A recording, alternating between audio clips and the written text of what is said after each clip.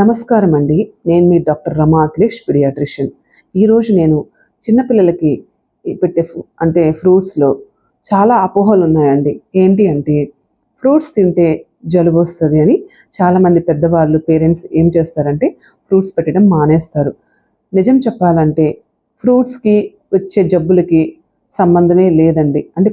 కొన్ని ఎక్సెప్షన్స్ ఉన్నాయి, అవి తర్వాత నేను డిస్కస్ చేస్తాను. యాక్చువల్గా ఈ ఫ్రూట్స్ తింటే బాబుకు జలుబు వచ్చిందండి అని చెప్తుంటారనమాట. యాక్చువల్గా మనకు జలుబు వచ్చింది, జ్వరం వచ్చింది అంటే అండర్లైన్ లోపలే ఒక ఆర్గానిజం క్రిమి లోపలికి వెళ్ళి అది మల్టిప్లై అయ్యి మనకు ఇన్ఫెక్షన్ని కాజ్ చేస్తుంది.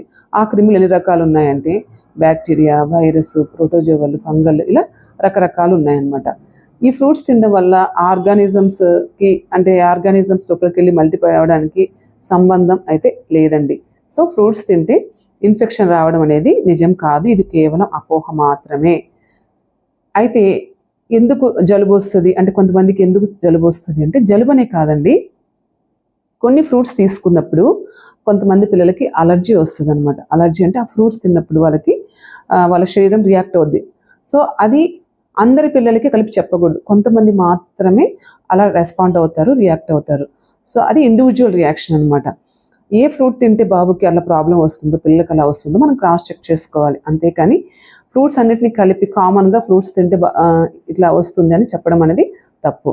సరే, మీ అందరికీ ఉండే అపోహ ఏంటంటే మెయిన్గా సిట్రస్ ఫ్రూట్స్, ఆ ఫ్రూట్స్ తీసుకుంటే జలుబు వస్తుందని.